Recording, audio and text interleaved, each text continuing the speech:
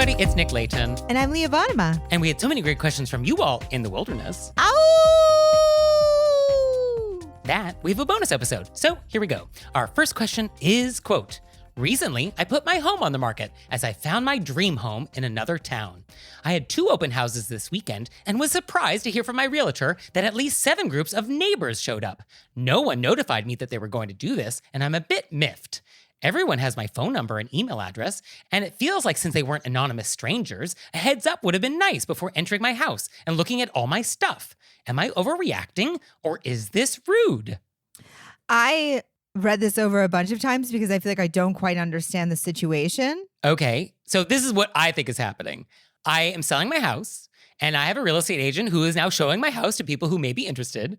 And among the people who show up to the open house are everybody that lives on the block. So all my neighbors are coming to check out my house when I'm not there. But you don't think they're looking for houses? Oh, no. It's very common to just have nosy neighbors who want to just see what real estate is in the neighborhood. Like, this is very common. Oh, okay. Sure. That's what I didn't get. I didn't know. Yeah. These people are not looking to buy your house. They're No. just looking at your stuff. They're nosy neighbors. They're little looky-loos. Right. Okay. I'm assuming that's what's happening. Correct. Because I feel like if they were looking to buy a house, Oh, have at it. Happy to sell my house to you. Sure. But that's not this. if they were looking to buy, I was thinking maybe they actually thought that it was more polite to just go through the realtor's open house so they don't bother you. Oh, I see. Okay. Yes, if that were the case, that would be the proper channel. Correct. Okay. But no, these are just nosy neighbors. I mean, Okay. people go to open houses for sport that have no intention of buying anything. Okay. Very common in New York City just to like show up just to see what a building looks like or an apartment. Sure. Okay. See, sometimes I need things reframed for me because I don't know. You don't go to open houses for sport? No. Okay. I mean, I think, are you allowed to be miffed? Sure, that feeling is valid. I would say that having nosy neighbors come to your house is not necessarily a bad thing when you're trying to sell your house, because you don't know who they know, and they're the best ambassadors for your neighborhood because they already have invested in your neighborhood. So they may know somebody else who wants to come to the neighborhood. So that's not a bad thing. And having people at an open house makes your house look more attractive. Like, you want to go to the restaurant that has the long line. You don't want to go to the restaurant that has reservations at any time. So if there's a lot of traffic to the open house, if I roll in from some other town and I see all these people here, I'll be like, oh, this might be a hot property. So it's not necessarily a bad thing. And I can see how you would feel because you know them. Oh, I wish they'd text me and said, hey, I'm going to come by for your open house. Well, I think our letter writer is annoyed that they went to the open house at all, rather than just like, oh, if you wanted to come over and like see my house, like you could have just let me know and it didn't have to be an open house. The problem with that is I want to come to your house and I want to see your bedroom. I want to see your closets. I want to see your master bath. I want to see areas of your house that you're not going to show me if I'm a guest in your house. Right. That's the difference. Yeah. So yeah, are you miffed? Yeah, you're totally entitled to be miffed. Sure. Is this the deal? Yes. Now, you can avoid this by having open houses by appointment only. So you could tell your real estate agent and be like, hey, you can show the apartment or you can show the house, but like it needs to just be by appointment only. You need to basically pre-qualify potential buyers. And that'll cut out nosy neighbors. But I think if you reframe this and get over your annoyance, and I guess be thankful you're leaving this neighborhood of nosy people, then these people could actually really help you sell your house. So I would reframe it in that way and actually look at it as a good thing. I'm so glad you walked us through this because I didn't even think that there were just people who just wanted to look in your stuff and weren't interested in buying. So This did not occur to you that this type of person exists in the world? I just really am still. Well, let me tell you, Leah, there's a lot of people that do this. So our next question is, quote, is it rude for someone to ask for your wedding photos? We recently got married, and a few of my friends and family members are asking us for our entire album of wedding photos, which has over 6,000 pictures. We haven't even looked through them all or even showed them to our own parents yet. I did share an album with 1,400 photos with this person, but she's asking for more. I understand that they just wanted to see the moments and relive the day like we do, but we're not big sharers like that, and we think some of the pictures are intimate and personal, especially the ones of just us two. Is it rude for us to keep these pictures to ourselves? No. No, definitely not.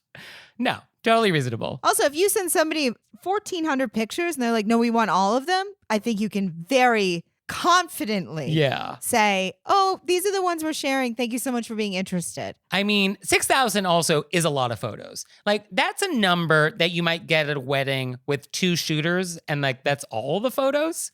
But like 6,000 photos over an 8-hour wedding day, like that's a lot of photos per minute. Well, they're saying they haven't even gone through them. They haven't even shared them with their family. And this person is being like, I want more. This sounds like it's the entire photo album. Like the photographer is just like, here's the raw files. Here's the memory card. Well, I think that's what it is. And I think you don't have to share that with everybody. Definitely not. No.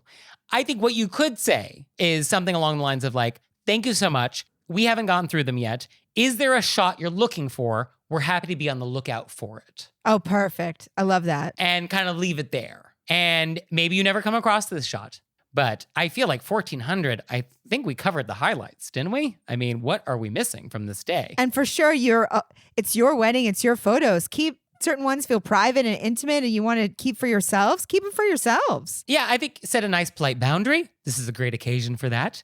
And yeah, you're definitely not under any obligation to share 6,000 photos. You can't even get through 6,000 photos. And you're absolutely allowed to have things that are just for you. Correct. So, yeah. And congratulations. And congratulations, yes. And best wishes to you both. And now it's time for an intermezzo. Intermezzo. So today's episode is brought to you by EveryPlate. So Leah, what is EveryPlate? EveryPlate is a meal kit delivery service. It's very affordable and the recipes come together in about 30 minutes. And may I add that on every recipe card, they have a pro chef tip. Okay. Where they throw in this extra thing you could do. And on all of the cards, I loved it. And it's like a chef tip that you could integrate into other meals. I loved that addition. And you can choose between 17 recipes that change each week, so you'll never get bored. I loved our meals that we got. Yeah, so tell me, what was the highlight? Well, I thought the highlight was going to be the sriracha pork stir fry. I was like, nothing's going to be better than this. Okay. And then I had the Cajun chicken sausage penne, and I was like, this is a tough choice. So you can try EveryPlate for just $1.79 per meal by going to everyplate.com and entering code WOLVES179. That's everyplate.com, WOLVES179. Check it out. And now it's time for an intermezzo. Intermezzo. So this episode is brought to you by Talkspace. So Leah, what is Talkspace? Talkspace is online therapy. That's right. It's secure. You can do it when it's convenient for you. And what I've found, I think all of our listeners know, I'm a huge proponent of therapy. I fully believe it's changed my entire life. And anybody who knows me would probably agree with that. And what I like about having a therapist, having a person outside of yourself to run over situations by, talk things through, is they give you tools that then you can bring to your relationships and situations, and then so you feel stronger and better about them. Because Leah and I give great advice, but we are not professionals. Yeah, we're definitely not licensed. So you can join Talkspace today and start the journey to happier, healthier relationships. Just visit Talkspace.com and get $100 off your first month when you use promo code RBW at sign up. That's $100 off Talkspace.com, promo code RBW. So our next question is, quote, starting about 15 years ago, a group of us, 3 couples, decided to make Thursday night a regular dinner event. Recently, another couple has asked to join our group. Let's call them Chad and Lisa. Lisa is best friends with one of the women in the existing group. This is a very delicate situation because Lisa always dominates a conversation and ruins the dynamic of the original 6 people. Also, Chad would like to eat earlier, and so he asks if we can meet a half hour earlier than usual. I know at least 5 of the 6 of us would like to keep the group the original size. What can we do? I think the Chad part is the easiest part of this. Yeah, that's definitely easy. Although what I love about that is, oh, let me join your group and then let me have you accommodate my wishes. Yeah, exactly. That's a hard no. And it's sort of like, we don't live in that world. No. What? But we all know a Chad. We all know a Chad who inconveniences us once and then needs us to accommodate something else for him. Yeah. I already just accommodated you and now we need to bend to you further. No. There's 3 couples here who've all agreed to meet at this time. This is when we meet. You're joining. You're like, you guys should all change it. That's just not happening. Also, 30 minutes? It really makes a difference for Chad? These 30 minutes? What is he doing? What is he busy with? Is he day trading and the markets don't close? What is happening? Chad can come when you're already eating dinner. Well, I don't think we want to have Chad and Lisa join. Oh, So okay. I think we need a solution where Chad arriving late is not even a possibility because Chad and Lisa are not invited. Okay. I mean, that's the world our letter writer would like to live in. It is, definitely. Our letter writer would like us to help this person not have Chad and Lisa around. I believe that is what we're being asked to provide. I was dipping my toe in by saying we're not going to change our time for Chad. Right. Let's just dive all the way into this lake. Well, because Lisa dominates the conversation. We don't like Lisa. I think the person that is the keystone, the centerpiece of this issue is Lisa's best friend who's in the group. Yes. She is key to solving this problem. I also imagine that she's the source of this problem. Yeah, I imagine because that. this invitation to Chad and Lisa didn't come out of nowhere. So, yeah, it's Barbara. Barbara's really the trouble. Barbara. Yeah. So Barb likes Lisa a lot. And so Barb was like, oh, Lisa, you should totally join for this Thursday night thing. So I think we need to have a polite yet direct conversation with Barbara and be like, hey, love Chad and Lisa, but they're not the right fit for our Thursday night thing.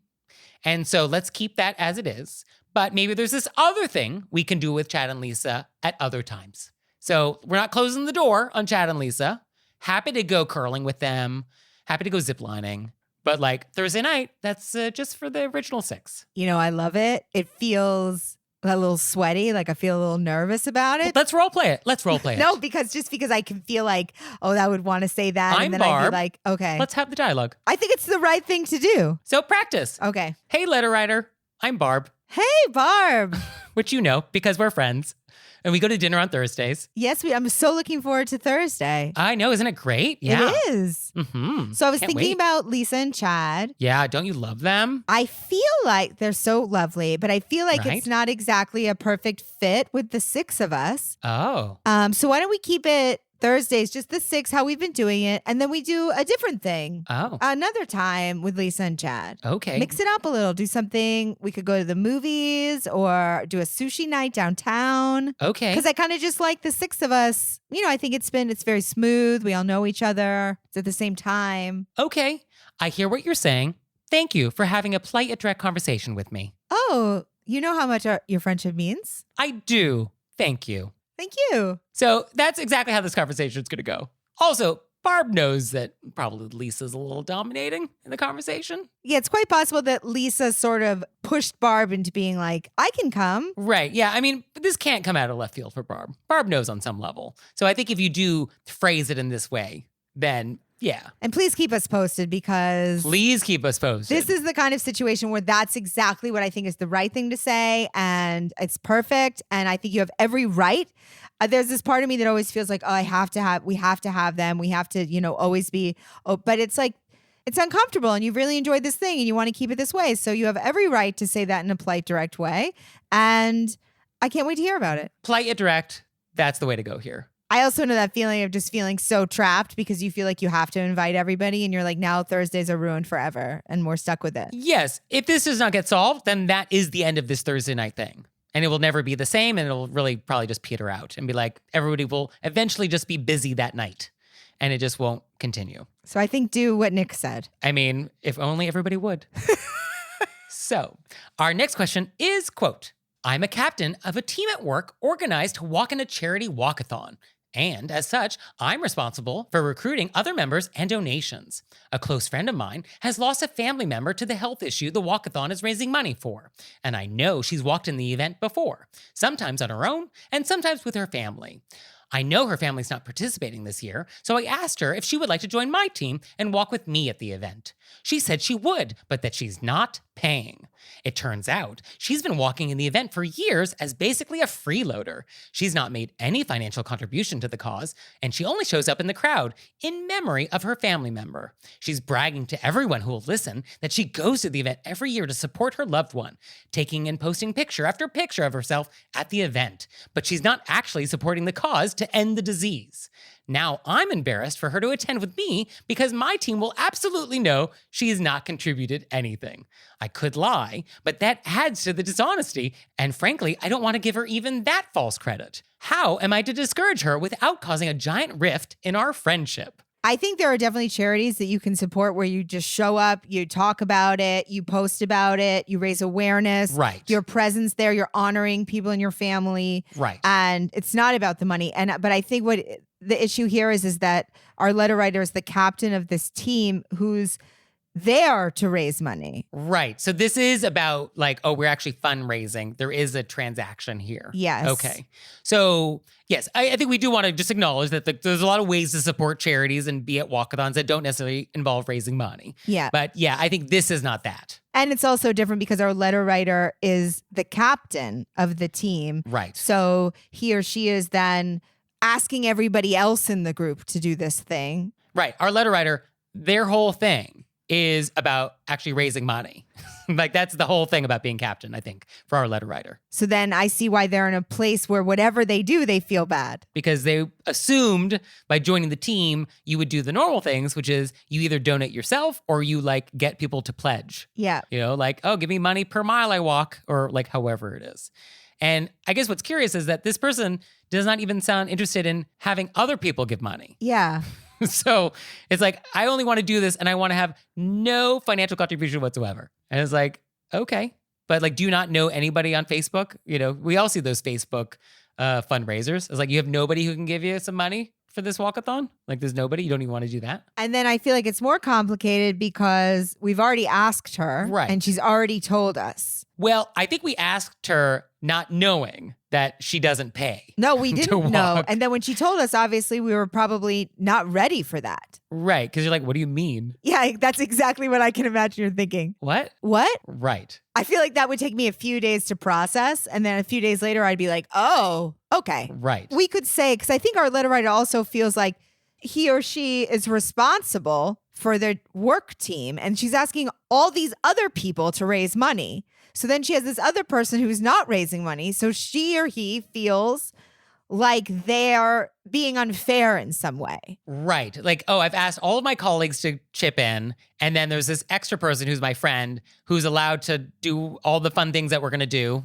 the pizza party we're going to have, the swag bag that we get at the end, and is not going to do any of those things. Yeah. So I think there's also that because they're the captain where they feel this unfairness and that's on their shoulders as the leader, the team leader. All right. So here's where we are. What do you want to do about it?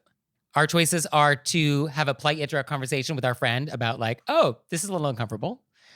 Or is there any other option? I mean, I think we could say, I feel super uncomfortable because everybody else on the team has to raise this money. And can we help our friend do that? Can we help them set up the Facebook fundraiser? Could we help them with the email template that they can send out? Yeah, I think we could help them. I guess I feel like they're saying to us that this person has no interest in doing that. Yeah, it feels like this person is actually proud that she gets away with it. That's the vibe I'm getting. Right? Like, oh, I'm so sneaky that like I'm getting all the benefit without any of the obligation. I think a part of it we can handle is we don't cover it up for this person. We say so-and-so is in here for awareness raising. Okay. We could tell people they're here, they lost this family member, they're walking in honor of them, they're doing this social media. And we could say to our friend, you know, I feel as the captain, I feel like everybody else here is raising money. I know this is important to you because you lost your family member. How would you feel if we designate you our social media person?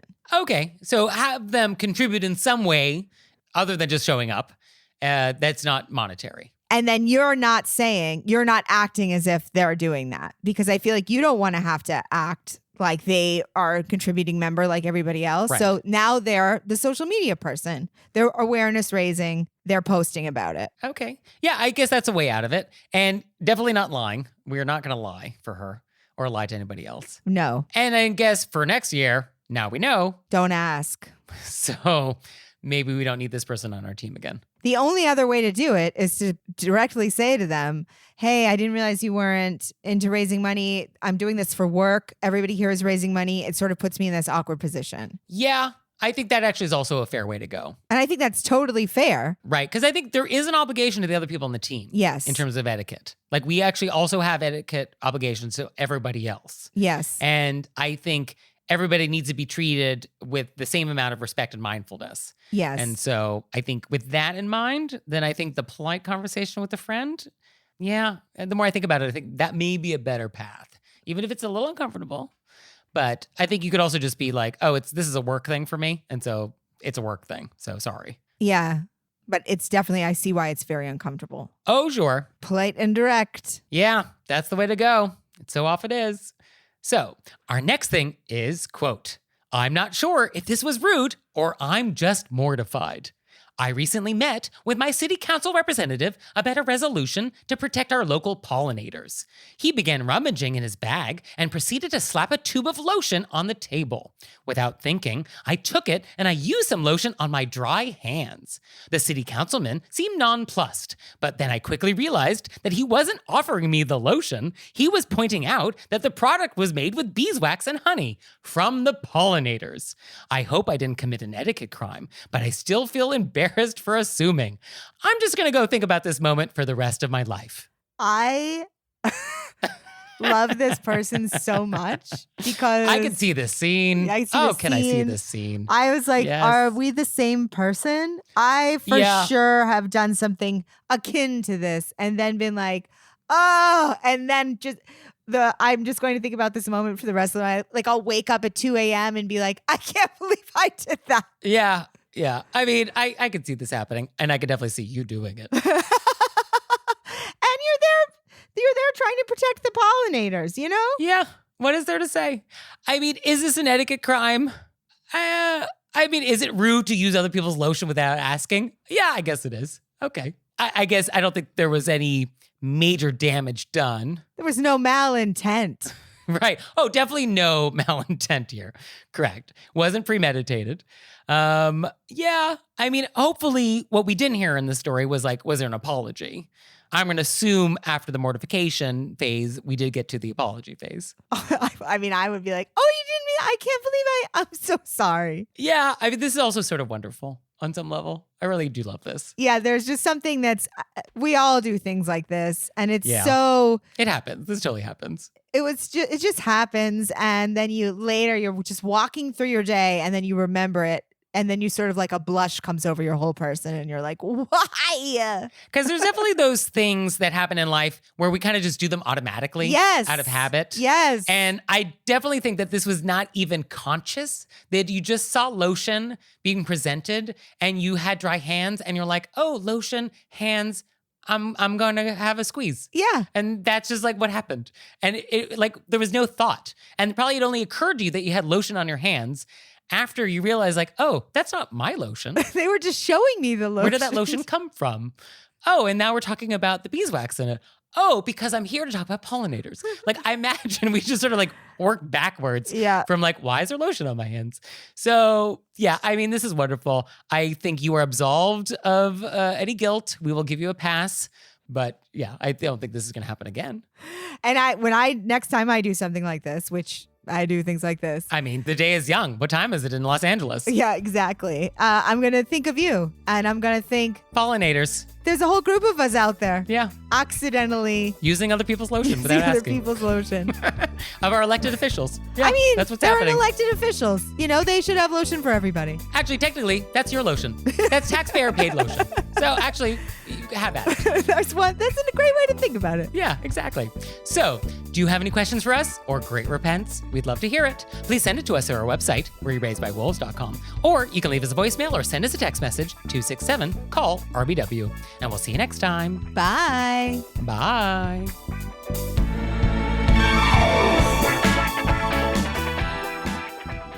Oh, Leah, one more thing. What? Have you signed up for Patreon yet? I have. Me too. You out there, have you signed up for Patreon yet? No? Well, go to our website, wereraisedbywolves.com, click on monthly membership, check it out, because we would really appreciate it if you'd support our show. We love your support. We would. So please do that, and we'll see you next time. Bye. Bye.